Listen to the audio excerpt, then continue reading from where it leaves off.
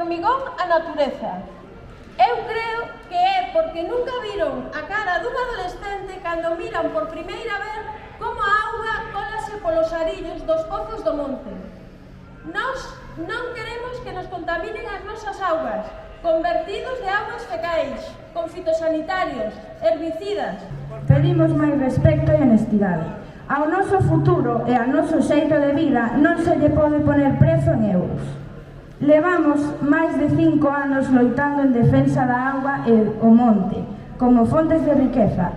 Tamén queremos denunciar o macroproxecto Galicia Sport 360, que pretende executar a Sociedade Anónima Deportiva Real Club Celta nos montes de Tameiga.